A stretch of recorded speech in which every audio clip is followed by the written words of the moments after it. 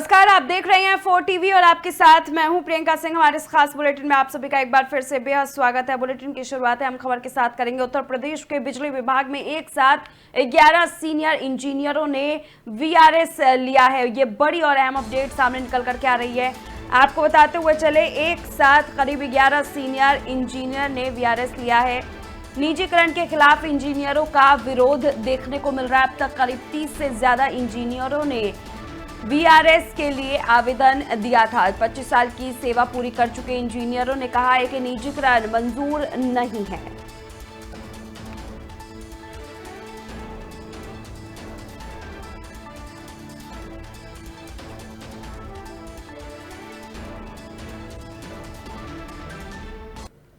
और इसी बीच एक और अहम जानकारी सामने आ रही है, चलिए उस तरफ रुख कर लेते हैं। मुख्यमंत्री योगी आदित्यनाथ ने प्रेस वार्ता की है। प्रेस वार्ता के दौरान सीएम योगी ने महाकुंभ को लेकर के बड़ा बयान दिया है। महाकुंभ 2025 आस्था और आर्थिक अद्भुत संगम इन दोनों का देखने को मिला है, ये मुख्यमंत्री योगी आदित्यनाथ की तरफ से कहना है।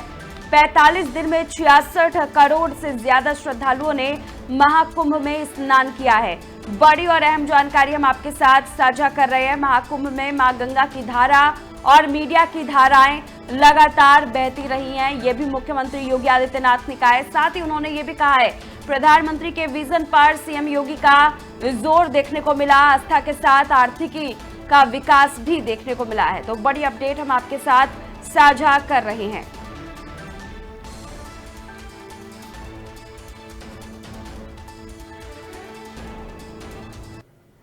चलिए अब खबरों की तरफ रुख कर लेते हैं। प्रयागराज में आयोजित महाकुंभ को लेकर उत्तर प्रदेश के मुख्यमंत्री योगी आदित्यनाथ का बड़ा बयान सामने आया है। मुख्यमंत्री योगी आदित्यनाथ ने कहा है कि महाकुंभ अब सिर्फ देश का नहीं बल्कि एक वैश्विक आयोजन बन चुका है। सीएम योगी ने आंकड़े भी बताए हैं और कहा है कि साल 2024 में ही 65 करोड़ पर्यटक और श्रद्धालु उत्तर प्रदेश के कई तीर्थ स्थलों पर पहुंचे थे, जबकि सिर्फ महाकुंभ के 45 दिनों में ही 66 करोड़ 30 लाख श्रद्धालु प्रयागराज आ चुके हैं। मुख्यमंत्री ने इसे नया विश्व रिकॉर्ड करार दिया है और कहा है कि ये आंकड़े प्रदेश की सांस्कृतिक और धार्मिक विरासत की ताकत को दिखाते हैं। योगी आदित्यनाथ ने कहा कि महाकुंभ आस्था, संस्कृति और व्यवस्था का अद्भुत संगम बन चुका है। वास्तव में महाकुंभ प्रयागराज एक वैश्विक इवेंट बना और इसका श्रेय आदरणीय प्रधानमंत्री जी के विजन के कारण ये जो कार्य करने में हमें सफलता प्राप्त हुई और यह इसको व्यापक सकारात्मक रूप से देश और दुनिया तक आप सब ने पहुंचाया है। मैं इसके लिए भी आपको हृदय से धन्यवाद करता हूं। मैं देख रहा था कि एक एक दिन हो या रात्रि हो, सुबह हो या शाम हो, शीतलहरी हो या भीषण धूप हो, लेकिन अनवरत रूप से कोई चलता रहा तो वो मीडिया चलता रहा। या तो मां गंगा की धारा चलती थी या मीडिया चलता था। और आपकी जो ये भूमिका थी सकारात्मक रूप से आगे बढ़ती रही और महाकुंभ प्रयागराज नए रिकॉर्ड बनाने के लिए उतावलापन दिखाते हुए 66 करोड़ 30 लाख से अधिक श्रद्धालुओं को मां गंगा, मां यमुना और मां सरस्वती की इस त्रिवेणी में आस्था की पवित्र डुबकी के साथ जोड़ते हुए आस्था और आर्थिकी के एक नए। तो चलिए आगे बढ़ते हैं। मिर्जापुर में भ्रष्टाचार के खिलाफ एंटी करप्शन का टीम का एक शिकंजा देखने को मिला। लगातार यह शिकंजा कसता ही जा रहा है। ताजा अपडेट हम आपके साथ साझा करें तो चिल्ड थाना का है, जहां थाना प्रभारी निरीक्षक शिव शंकर सिंह को टीम ने घूस लेते हुए रंगे हाथों पकड़ लिया। हैरान करने वाली बात यह रही कि जब एंटी करप्शन की टीम एसओ को घसीटते हुए अपने साथ ले गई, आरोप है कि थाना प्रभारी की तरफ से इस पूरे मामले को लेकर के तमाम जानकारी दी गई है और ये भी बताया जा रहा है कि घूस की रकम थाना प्रभारी ले रहे थे। बताते चले कि 2 दिन पहले ही मिर्जापुर के ही जिगना थाने में तैनात एक दरोगा को भी एंटी करप्शन टीम ने रिश्वतखोरी के आरोप में पकड़ा था। लगातार हो रही ये कार्रवाई बताती है कि जिले में पुलिस विभाग में भ्रष्टाचार को लेकर एंटी करप्शन टीम सख्त मोड में है। फिलहाल टीम ने थाना प्रभारी को हिरासत में लेकर आगे की पूछताछ शुरू कर दी है और उनके खिलाफ विधिक कार्रवाई भी शुरू कर दी है।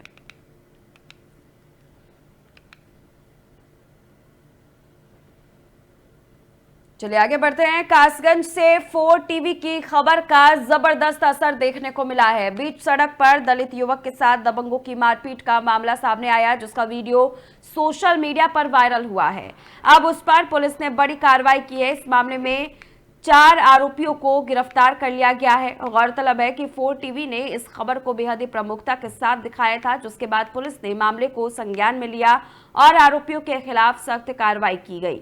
बीच सड़क पर जातिगत आधार पर युवक को पीटने वाली ये दबंग अब सलाखों के पीछे हैं। पुलिस का कहना है कि इस तरह की अराजकता और जातिगत हिंसा को किसी भी कीमत पर बर्दाश्त नहीं किया जाएगा। 4 टीवी की खबर ने एक बार फिर साबित कर दिया है कि सच की ताकत दबंगई और अपराध पर भारी पड़ती है।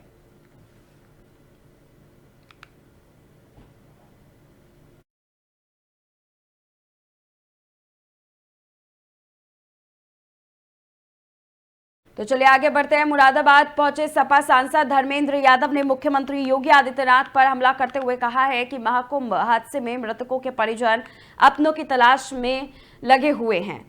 परिवार दुख और गम में है। मुख्यमंत्री द्वारा उन परिवारों के लिए इस तरह की अशोभनीय बातें कहना उनके जले पर नमक छिड़कने वाली बात है। और उन्होंने केंद्र सरकार के प्रदूषण बोर्ड पर सवाल उठाए और कहा कि ऐसा लग रहा है कि डबल इंजन आपस में टकरा गया है।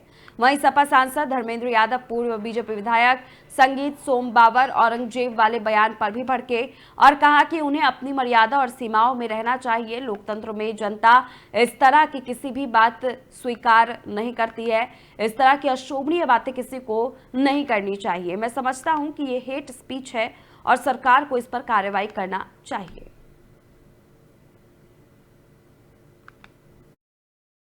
जिनके परिवारों के लोगों की जान गई, वो स्वाभाविक है अपने परिजनों की लाशें न ढूंढें। तो मुख्यमंत्री जी को ये सोचना चाहिए, जहाँ वो परिवार इतने दुख में, इतने गम में है, उन परिवारों के लिए इस तरह की अशोभनीय बातें कहना, मैं समझता हूँ उनके जिले पे नमक छिड़कने जैसी बात है। और भी उन्होंने कहा कि बहुत कुछ इसके लिए कहा कि गंदगी ढूंढी, तो गंदगी तो केंद्र की सरकार ने ढूंढी है। सेंट्रल जो पॉल्यूशन कंट्रोल बोर्ड है उसने कहा कि वहाँ गंदा है पानी। तो अब ये बातें हो सकता है, क्योंकि आप जानते हो डबल इंजन आपस में टकरा रहा है, तो हो सकता है मुख्यमंत्री जी ने अपने ही केंद्र की सरकार के बारे में ये बातें की होगी। जिनकी आगे बढ़ते हैं। लायंस क्लब बरेली और रोटरी क्लब बरेली में स्वास्थ्य के प्रति जागरूक करने का कार्यक्रम चलाया गया है। 1 मार्च से 2 मार्च तक एसएस हॉस्पिटल रिथौड़ा में कैंप लगेगा, जिसमें अब घुटनों के प्रत्यारोपण से फ्री में छुटकारा मिल सकेगा। 14 साल से विकलांगता निवारण सर्जरी कैंप चल रहा है। वहीं लायंस क्लब में बताया जा रहा है, आपको जानकारी देते हुए चले कि बरेली में थेरेपी चिकित्सक शिविर भी लगाया जाएगा। बता दें कि अब तक 154 बच्चों के दिल के छेद का फ्री में इलाज करा चुके हैं।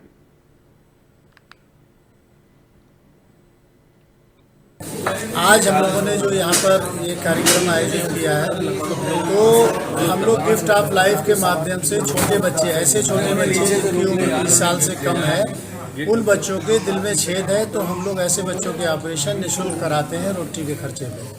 और ऐसे 150 बच्चों के ऑपरेशन हम करा चुके हैं। अभी हाल में हमने 4 बच्चे Amrita institute of medical science Kochi में भेजे थे और उन बच्चों में से 2 बच्चों के सफल ऑपरेशन हो गए हैं। एक बच्चे का इलाज किया जा रहा है और एक बच्चे का कुछ प्रोसीजर करके उन्होंने 6 महीने बाद बुलाया, उसका भी ऑपरेशन उस समय किया जाएगा। तो ऐसा कोई भी बच्चा अगर होता है समाज में जिसके दिल में छेद है, उसके माँ बाप अगर ऑपरेशन नहीं करा सकते हैं, तो वो रोटरी क्लब बरेली नॉर्थ के माध्यम से हमारे पास आएगा। हम लोग बरेली में पहली बार कहना चाहिए, बल्कि पूरे प्रदेश में पहली बार एक ऐसा कैंप लगाने जा रहे हैं जिसमें जिन लोगों को घुटने के दर्द से दिक्कत है, डॉक्टर ने उनके घुटने चेंज होने के लिए बोल रखा है कि आप घुटने चेंज होंगे, इनका इलाज संभव नहीं है, वो इस ट्रीटमेंट के माध्यम से उनके घुटने चेंज होने की उन्हें जरूरत नहीं पड़ेगी। ये ओजोन ऑक्सीजन थेरेपी कहलाती है। ये जर्मन टेक्नोलॉजी है। इसके अंदर घुटनों में ऑक्सीजन ओजोन गैस डाली जाएगी, प्लस 4 इंजेक्शन का कॉम्बिनेशन है, वो डॉक्टर लगाएंगे। करीब 20 से 25 मिनट का प्रोसीजर है। आगे बढ़ते हैं। जौनपुर के बदलापुर विकासखंड स्थित कंपोजिट विद्यालय उदयपुर गुलहवा में एक शिक्षक के द्वारा बच्चों से हाथ पैर दबाने का मामला सामने आया, जिसमें सहायक अध्यापक अखिलेश कुमार सिंह का एक वीडियो भी सामने आया।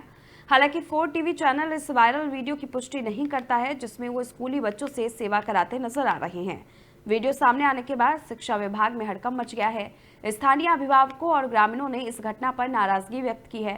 प्रशासन ने मामले की जांच के आदेश दिए हैं और दोषी पाए जाने पर कड़ी कार्रवाई की बात भी कही गई है।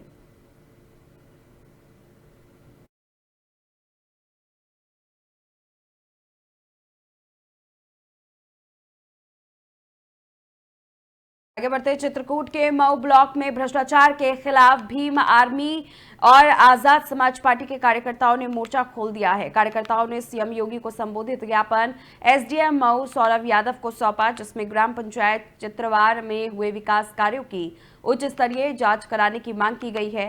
भीम आर्मी की तरफ से ये स्पष्ट कर दिया गया है कि उन्हें न्याय चाहिए।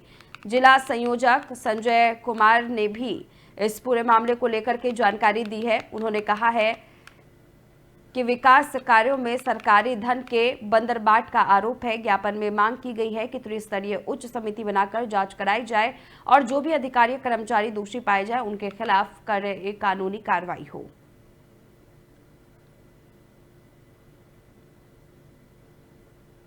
जिलाधिकारी महोदय मऊ के पास आए हुए हैं। माननीय मुख्यमंत्री महोदय को संबोधित ज्ञापन देने आए हैं, क्योंकि मऊ ब्लॉक में काफ़ी भ्रष्टाचार चल रहा है, जिसके लिए हम मुख्यमंत्री महोदय को संबोधित ज्ञापन देने आए हैं। चित्रवार गाँव में जो भ्रष्टाचार किया गया है, कामों के नाम पर जो घोटाले किए गए हैं और सरकारी धन का बंदरबाट किया गया है, उसकी उच्च स्तरीय जाँच हो और जाँच कर जो भी दोषी हों उनके खिलाफ कार्रवाई की जाए। जिलाधिकारी महोदय मऊ के पास आए हुए हैं। माननीय मुख्यमंत्री महोदय को संबोधित ज्ञापन देने आए हैं, क्योंकि मऊ ब्लॉक में काफ़ी भ्रष्टाचार चल रहा है, जिसके लिए हम मुख्यमंत्री महोदय को संबोधित ज्ञापन देने आए हैं। चित्रवार गाँव में जो भ्रष्टाचार किया गया है, कामों के नाम पर जो घोटाले किए गए हैं और सरकारी धन का बंदरबाट किया गया है, उसकी उच्च स्तरीय जाँच हो और जाँच कर जो भी दोषी हों उनके खिलाफ कार्रवाई की जाए। जिलाधिकारी महोदय। और वहीं उत्तर प्रदेश के अमरोहा में टप्पेबाज गैंग का आतंक एक बार फिर सामने आया है। शातिर ठग लोगों को झांसे में लेकर कीमती सामान उड़ा रहे हैं। ताजा मामला गजरौला थाना क्षेत्र के बस्ती रोड का है, जहां एक बुजुर्ग को सामान डबल करने का लालच देकर गले की चेन पार कर दी गई। पूरी घटना पास लगे सीसीटीवी कैमरे में कैद हो गई, जिसके आधार पर पुलिस ने जांच शुरू कर दी है। पुलिस के मुताबिक ये गैंग जिले के कई इलाकों में इसी तरह वारदात कर चुके हैं। गैंग के सदस्य अलग अलग हथकंडे अपनाकर लोगों को झांसे में लेते हैं और फिर मौके से फरार हो जाते हैं। लगातार बढ़ रही ऐसी घटनाओं से स्थानीय लोगों में दहशत का माहौल है। वहीं पुलिस ने गैंग की पहचान कर जल्द गिरफ्तारी का दावा भी किया है।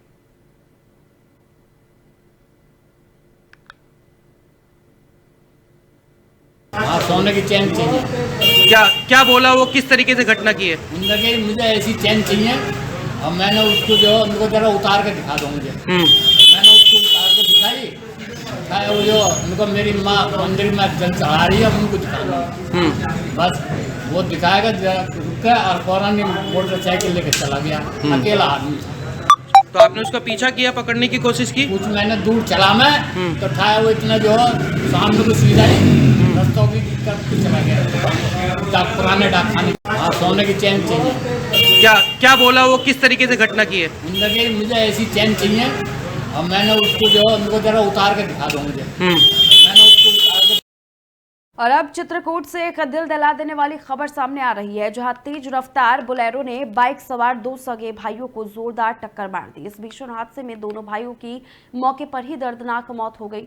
घटना राजापुर थाना क्षेत्र के मोहरवा पुल के पास की है। दोनों भाई भरतलाल और दशरथ सरकारी शिक्षक थे, जो अपने गांव से शादी समारोह का निमंत्रण देने जा रहे थे। तभी ओवरटेक के दौरान सामने से आ रही स्कॉर्पियो ने जोरदार टक्कर मार दी।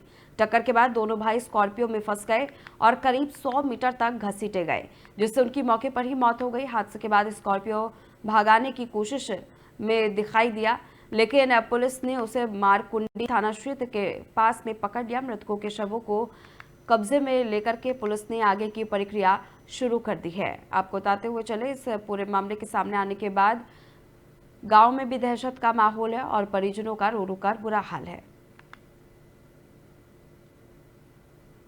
जा रहे थे इंगेजमेंट में राजापुर, रास्ते में वही मुहर्रमा के पास घटना हुई। कैसे हुई, कैसे घटना हो गई? एक ट्रक था, बगल में एक स्कॉर्पियो आ रही थी, जैसे अर्जुनपुर तरफ से जा रहे थे राजापुर, उसी समय घटना हुई। किस जगह पे, कहाँ पे? मुहर्रमा के पास, मुहर्रमा स्कूल के पहले एक रास्ता। क्या क्या नाम था मृतकों का? दशरथ सनाब बरमदीन सिंह, भारत लाल सनाब बरमदीन सिंह। तो यानी कि दोनों सगे भाई थे? दोनों सगे भाई थे। जा रहे थे इंगेजमेंट में राजापुर, रास्ते में वही मुहर्रमा के पास घटना हुई। कैसे हुई? वहीं सहारनपुर के देवबंद में 2 दिन पहले गन्ने के खेत में मिली 12 साल के मासूम की लाश का पुलिस ने सनसनीखेज खुलासा कर दिया है। इस खौफनाक वारदात को अंजाम देने वाला कोई और नहीं बल्कि गांव का ही एक युवक अंकित निकला। पुलिस ने आरोपी को गिरफ्तार कर लिया है और उसने अपना जुर्म भी कबूल कर लिया है। पुलिस जांच में सामने अभी बता रही है कि अंकित मासूम को कुकर्म की नियत से गन्ने के खेत में ले गया था, लेकिन जब वो अपने इरादे में नाकाम रहा तो मासूम के सिर पर ईंट से वार कर उसे बेरहमी से मौत के घाट उतार दिया। थाना प्रभारी बीनू चौधरी की टीम ने सुरागों की कड़ी से कड़ी जोड़ते हुए आरोपी अंकित तक पहुंच बनाई और उसे गिरफ्तार कर लिया। फिलहाल पुलिस आरोपी से आगे की पूछताछ कर रही है और पूरे मामले में सख्त धाराओं के तहत कार्रवाई की जा रही है।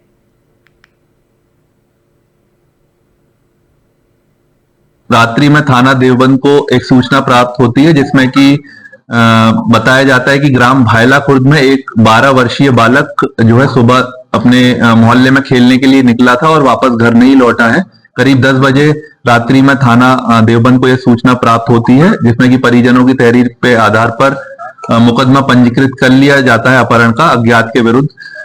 इसके बाद पूरे गांव में थाना देवबंद पुलिस द्वारा सर्च ऑपरेशन चलाया जाता है और रात्रि होने के कारण जो है अर्ली मॉर्निंग फिर सर्च ऑपरेशन दोबारा रिज्यूम किया जाता है। तो उसी गांव के एक 400-500 मीटर दूर जो जहां से वो बच्चा जहां पे उसका घर है उसके 400-500 मीटर दूर एक खेत में ईख के खेत में बच्चे की जो है डेड बॉडी मिट्टी के नीचे थोड़ी सी आधी दबी।